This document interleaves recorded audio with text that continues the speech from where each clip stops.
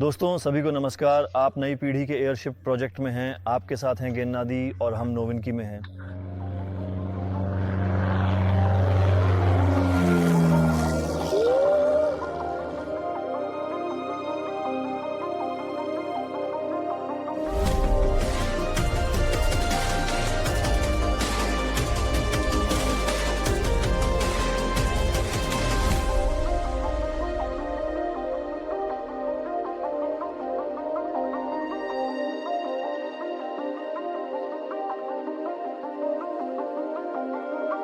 और उन लोगों के लिए जो भूल गए हैं या अभी हमारे साथ जुड़े हैं, मैं याद दिला दूं कि कंपनी एरोनोवा और प्रोजेक्ट नई पीढ़ी के एयरशिप का लक्ष्य है कि रूस में ही नहीं बल्कि पूरी दुनिया में एयरशिप निर्माण उद्योग को फिर से जीवित किया जाए और इन दिग्गजों को फिर से आसमान में लौटाया जाए। हम अपनी पूंछ संरचना को एयरशिप की बाहरी सतह पर स्थापित करने की योजना बना रहे हैं। साथ ही हम अपने एयरशिप पर गोंडोला को इकट्ठा करने और स्थापित करने की भी योजना बना रहे हैं। और अब हम सक्रिय रूप से अपने पहले एयरशिप नोवा 011 की पहली उड़ान परीक्षणों की तैयारी कर रहे हैं। यहीं पर इसी हैंगर में हम अभी अपने एयरशिप की असेंबली और परीक्षण कर रहे हैं। यहीं पर इसी जगह पर हम अपनी पहली उड़ान परीक्षण करेंगे। और मैं सुझाव देता हूं कि अभी हम थोड़ी देर के लिए हैंगर के अंदर चलें और फिर थोड़ा और करीब से देखें कि वहां काम कैसे चल रहा है। चलिए चलते हैं। तो दोस्तों, शमील हमेशा की तरह हमारे काम के केंद्र में है। शमील, कृपया बताओ अभी तुम क्या कर रहे हो, ये क्या स्थापित किया है? अभी मैंने लैंडिंग गियर की पिछली स्टैंड स्थापित की है, हमने उसे फिक्स कर दिया है और अब हम केबल सिस्टम पर काम कर रहे हैं जिसमें कर्बिनर, टर्नबकल, केबल और कोश शामिल हैं। इनकी क्या भूमिका होगी? इस स्टैंड को वर्टिकल पोजीशन में अच्छी तरह फिक्स करना है ताकि लैंडिंग के समय ये बिल्कुल भी हिले नहीं। यहाँ हमारे पास एक सेल्फ ओरिएंटिंग व्हील है जो अपने साथ मूवमेंट ला सकता है। तो यहाँ केबल्स होंगे, उनमें टेंशन होगी और आप देख सकते हैं कि वे यहाँ कहाँ जुड़ेंगे। वे स्टेबलाइजर्स से जुड़ेंगे। ये पॉइंट्स हमारे पास हैं। पहला पॉइंट यहाँ है, दूसरा पॉइंट स्टेबलाइजर के आखिर में थोड़ी दूरी पर स्थित है। ये दोनों पॉइंट्स महत्वपूर्ण हैं। एक स्पष्ट उदाहरण कि वे कैसे होंगे चलिए मैं आपको यहाँ दिखाता हूँ। यहाँ हमारे पास कर्बिनर, टर्नबकल और खुद कोश लगा हुआ है। केबल पर हमारे पास एक कंपेंसेटर है, ये वही हिस्सा है। यहाँ एक लूप है और केबल को टाइट करने पर लूप गायब हो जाता है। साथ ही यहाँ सब कुछ इंसुलेटेड है ताकि कोई तेज किनारा न हो और शेल को नुकसान न पहुँचे। हाँ, जैसा कि आप देख सकते हैं हमने अपने एयरशिप का टेल फिन भी स्थापित कर दिया है। हमने इसे कस कर लगाया है। शमील ने भी यह सब किया है। इस पर भी सिलाई की गई थी। क्या यह अब पूरी तरह से तैयार है या यहाँ अभी कुछ और भी जोड़ा जाएगा? हमारे पास अभी दिशा नियंत्रण रडर नहीं है, वे वहाँ पड़े हैं। जैसे ही समय मिलेगा हम उन्हें भी लगा देंगे। यानी ये एक घूमने वाला मैकेनिज्म होगा, रडर जो टेल फिन पर लगाया जाएगा। ठीक है, समझ गया, बहुत बढ़िया। साथ ही टेल और नोज पर मजबूती के लिए सपोर्ट लगाए गए हैं, बीम्स बनाए गए हैं और उन्हें कोन में फिक्स किया गया है। और अब यहाँ टेल पर हम एक सहायक स्टीयरिंग डिवाइस लगाएंगे जिसे हम थोड़ा सा सावधानी पूर्वक असेंबल करके इंस्टॉल करेंगे। हाँ, लेकिन यहाँ सिर्फ सहायक स्टीयरिंग डिवाइस और वह कवर नहीं है जो सभी मेटल स्ट्रक्चर्स को ढकता है।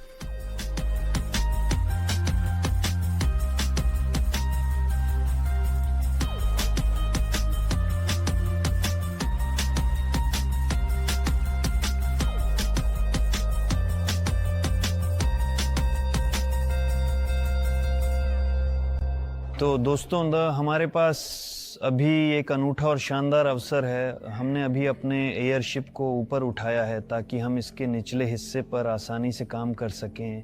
और अब मैंने अलेक्जेंडर को बुलाया है ताकि वह यहाँ किए गए अपने काम के बारे में थोड़ा बता सकें। और अलेक्जेंडर ने खुशी खुशी सहमति दी है। हाँ अलेक्जेंडर, नमस्ते। नमस्ते येवगेनी, आप यहाँ क्या कर रहे थे, किस काम में लगे थे? कुछ रोचक बताने लायक क्या है? तो हमने एयरशिप के आवरण को ऊपर उठाया है ताकि उसे तैयार किया जा सके। इसे पहले ही फीलिंग वाल्व से लैस कर दिया है, वह रहा ऊपर काला वाला। इसी वाल्व के जरिए दरअसल हमने एयरशिप में हीलियम भरा था। हाँ, बिल्कुल सही। आगे हमारे पास फ्लाइट रोकने वाला उपकरण है। ये एक गोल सी चीज़ है जिसके पास एक चौकोर सा हिस्सा भी जुड़ा हुआ है जो इसे अलग बनाता है। इस चौकोर हिस्से में हमारी इलेक्ट्रॉनिक्स है जो जब नीचे से सिग्नल प्राप्त होता है तब इस तार को सिग्नल भेजेगी और फिर यह तार गर्म होकर झिल्ली को जला देगी जो वहां मौजूद है और गैस बाहर निकल जाएगी, जिससे हमारा उपकरण किसी भी अप्रत्याशित परिस्थिति में बहुत ही आसानी और सुरक्षित रूप से नीचे उतर आएगा। तो यह यूं कहें हमारी आपातकालीन लाल बटन है जो किसी भी अनहोनी, नियंत्रण के बंद हो जाने या ऑनबोर्ड सिस्टम्स के फेल होने की स्थिति में एयरशिप को आपातकाल में नीचे उतारने की सुविधा देती है। आगे हमारे पास एक स्लीव है जिसकी मदद से हम गैस वाले हिस्से के अंदर जा सकते हैं, इन उपकरणों के साथ कुछ काम कर सकते हैं जिनके बारे में पहले बताया गया है, या फिर बस अंदर झांक कर देख सकते हैं कि खोल के अंदर क्या हो रहा है। यानी इस छेद, इस स्लीव के जरिए हम गैस नहीं भरते, ये एक तरह का तकनीकी छेद है जिसके माध्यम से खोल के अंदरूनी हिस्से तक पहुंचा जा सकता है। हाँ, कभी कभी देखने के लिए विंडो लगाई जाती है। हमारे यहाँ वह नहीं है, लेकिन आमतौर पर लगती है ऐसा उपकरण देखने की विंडो, जिससे अंदर क्या हो रहा है देखा जा सकता है। पारदर्शी। हाँ, दिलचस्प हल। तो आगे हमारे पास क्या है? आगे हमारे पास प्रेशर रिसीवर है और साथ ही खोल के अंदर का तापमान भी है। हमने इसे आखिरी समय में और भी बेहतर बना दिया। यानी असल में इस ट्यूब के जरिए हम दबाव मापते हैं और इस तार के जरिए हम तापमान और यहाँ तक कि नमी भी जान सकते हैं। हाँ, मुझे याद है उन खोल के परीक्षणों में हमारे पास ऐसा माप नहीं था। हाँ, हम लगातार अपने समाधानों पर काम करते रहते हैं। हाँ, हम उन्हें बेहतर बनाते हैं, सुधार करते हैं, ताकि हम एक ही जगह न रुकें, बल्कि हमेशा छोटे छोटे कदमों से आगे बढ़ते रहें। कमाल है। तो अभी के समय में ये पाइप हमारे प्रेशर मापने वाले सेंसर से जुड़ा हुआ है और काम कर रहा है। हाँ, जिससे तुरंत ही मान मॉनिटर पर आ जाते हैं और हम सब कुछ रियल टाइम में नियंत्रित करते हैं। आगे चलकर क्या ये डेटा थोड़ा आगे जाकर कहीं ऑनबोर्ड कंप्यूटर में जाएगा? हाँ, बिल्कुल सही। ये हमारे गोंडोला पर होगा, वहाँ भी एक सेंसर होगा और ये सब डेटा नीचे ऑपरेटर के कंट्रोल पॉइंट पर भेजा जाएगा और वह भी इसे रियल टाइम में देख सकेगा। और यहाँ पर नियंत्रण बोर्ड भी स्थापित किया जाएगा जो ये निर्णय लेगा कि AVP AWP को कब चालू या बंद करना है, या फिर कोई अलार्म सिग्नल भी भेज सकता है। वैसे अभी हमारे पास इस बैलूनेट के आकार को थोड़ा ध्यान से और अच्छे से देखने का यह बेहतरीन मौका है। दरअसल हमने एयरशिप को थोड़ा ऊपर उठाया है और अब हम देख सकते हैं कि ये हमारी आवरण की निचली हिस्से में स्थित है और आकार में ये हमारी पूरी आवरण के लगभग 30% हिस्से को घेरता है और यहीं से इसके आकार और स्थिति को बहुत अच्छे और स्पष्ट रूप से देखा जा सकता है। अलेक्जेंडर, कृपया ज़रा बताइए, हमारे दर्शकों को याद दिला दें बैलूनेट की भूमिका क्या है। इसकी मुख्य भूमिका गैस के आयतन की क्षतिपूर्ति करना है, ताकि जब गैस का आयतन कम हो जाता है तो बैलूनेट बड़ा हो जाता है और विपरीत स्थिति में जब गैस फैलती है तो अतिरिक्त हवा बाहर निकल जाती है। तो अलेक्जेंडर, मुझे याद है कि यहाँ बैलूनेट के दबाव को नियंत्रित करने वाले वॉल्व और हवा भरने वाले पंखे लगे हुए थे। मैं देख रहा हूँ कि अब वे यहाँ नहीं हैं। ऐसा निर्णय अभी के समय में क्यों लिया गया? हाँ, हम अभी देख रहे हैं कि क्या हमारे पास गैस या हवा का कोई रिसाव है। हम आवरण की सीलिंग की जांच कर रहे हैं, इसलिए हमने अभी यह निर्णय लिया है कि बैलूनेट से वॉल्व और AVP इकाइयां यानी पंखे हटा दिए जाए और उनकी जगह प्लग लगा दिए जाए। यानी यह एक अस्थायी समाधान के रूप में है, अर्थात जो हमें विभिन्न प्रकार की प्रक्रियाएं और माप करने की अनुमति देगा। यानी हम इन वॉल्वों के जरिए बैलून में दबाव के नुकसान की संभावना को खत्म कर रहे हैं और अभी हम गैस आवरण की विश्वसनीयता की जांच कर रहे हैं। हाँ, दरअसल बिल्कुल ऐसा ही है सच में। अलेक्जेंडर, हमने पहले भी आपको बताया था कि हमारे पास एक शानदार मजबूत जाली है जो हमारे एयरशिप को समय से पहले उड़ने से रोकती है। इसे ये रेत से भरे हुए थैले रोक कर रखते हैं। एक थैले का कुल वजन लगभग कितना होता है, कृपया बताइए। एक थैले का वजन 10 किलोग्राम है। हमारे पास कुल 12 थैले हैं, यानी कुल मिलाकर 120 किलोग्राम। 120 किलोग्राम जो इसे जमीन के पास रोके हुए हैं। मैं देख रहा हूँ कि कुछ जगहों पर तो ये थैले भी जमीन से उठने लगे हैं, यानी इसकी उठाने की ताकत अब काफी ज्यादा हो गई है। ये अब कम से कम 100 किलोग्राम के आसपास उठा सकता है। हाँ, और ये अब आसानी से एक स्वस्थ इंसान को भी उठा सकता है। लेकिन यह ध्यान रखना चाहिए कि यह आवरण अभी बिना गोंडोला, बिना उपकरणों और बिना इंजन के है जो इसमें लगाए जाएंगे, इसलिए अभी काफ़ी काम बाकी है। इस समय इसके आवरण के अंदर दबाव कितना है?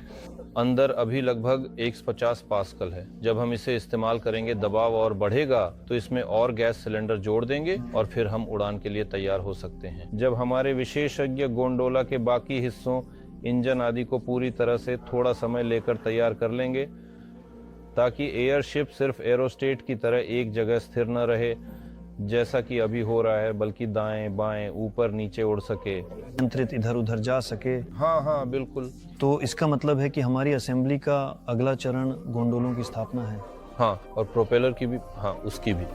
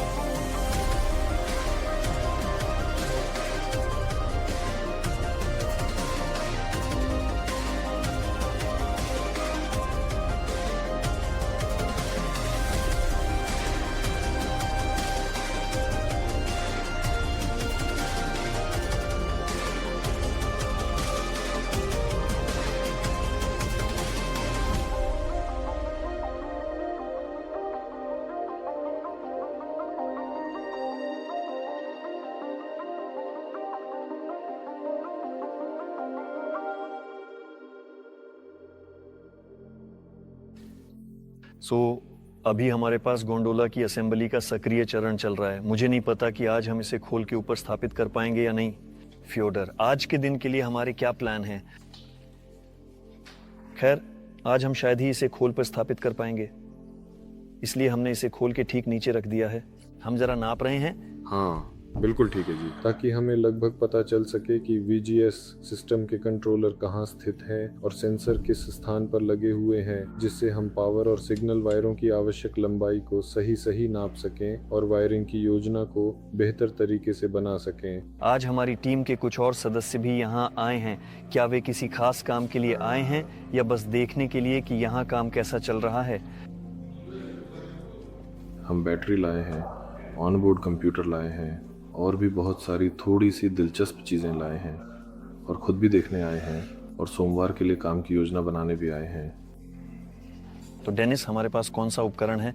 ये हमारे एयरशिप पर कौन सी भूमिका निभाएगा? कॉन्टैक्टर, यह पूरी सुरक्षा के लिए है, या कहें कि पूरी ऑनबोर्ड नेटवर्क को डिस्कनेक्ट करने के लिए है। हम इसे चालू और बंद करेंगे। मतलब ये मुख्य स्विच है जो सप्लाई देता है? सावधानी के तौर पर बिल्कुल। हाँ, अगर ये बैटरी कहीं किसी तार से शॉर्ट हो गई तो वह गर्म हो जाएगा और यहाँ एक छोटी सी छेद बन जाएगी। ये डिवाइस बचाएगा। खैर, संपर्क करता, हाँ 200 एम्प्स, लेकिन वास्तव में यह लगभग 500 एम्प्स है और बैटरी थोड़े समय के लिए हजारों एम्प्स दे सकती है। खैर, जैसे अगर आप इसे शॉर्ट करते हैं तो यह केवल धूल में बदल जाएगी, हीटर में बदल जाएगी, जो गर्मी दे सकता है, छेद तक पिघला देगा, बस इतना ही। इसीलिए हमारा कॉन्टैक्टर सबसे मुख्य सुरक्षा है। दरअसल ये फ्यूज है। हाँ, फ्यूज।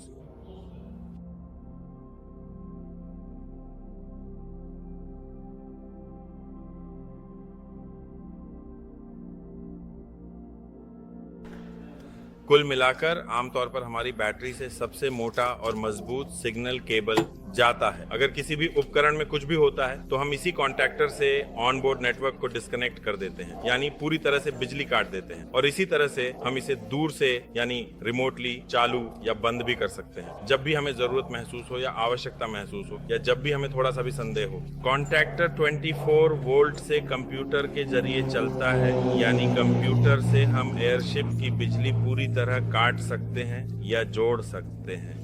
और एहतियात के तौर पर किसी भी आपात स्थिति में यह इसलिए जरूरी है ताकि कुछ भी गलत ना हो। मेरा उद्देश्य है कि उस संपूर्ण उपकरणों का विशेष रूप से पूरा सेट का वजन पूरी तरह से ध्यान में रखा जाए, जिसे हमारे एयरशिप पर उठाया जाएगा।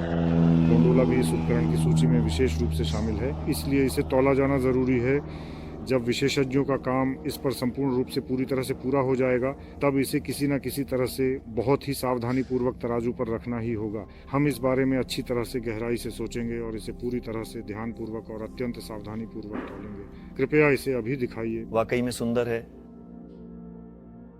हमारा आज का कार्य दिवस अब धीरे धीरे समाप्ति की ओर है। आज हमने अपने एयरशिप की टेल असेंबली को सफलतापूर्वक स्थापित किया है और साथ ही उस पर रडर भी लगाए हैं, जिनकी मदद से हम इसे आसानी से और सुरक्षित रूप से नियंत्रित करेंगे। और आज हमें अब भी सर्वो मोटर भी लगानी है, जो हमारे टेल असेंबली के रडर को चलाएंगी। ये मोटरें हमारे लिए बहुत महत्वपूर्ण हैं। साथ ही हम अब गोंडोला को भी असेंबल करना शुरू कर चुके हैं। हमने उस पर ऑन बोर्ड कंप्यूटर लगाया है, बैटरियां भी स्थापित कर दी हैं। अब हमें पूरी विद्युत आपूर्ति करनी है, तारों को जोड़ना है और कुल मिलाकर अब अगले हफ्ते से हम और भी गंभीरता से अपने एयरशिप नोवा 01 की पहली उड़ान परीक्षण की तैयारी करेंगे। इसलिए कृपया हमेशा हमारे साथ जुड़े रहिए और बहुत जल्द हमारी पहली उड़ान भी होगी। शुरू करो।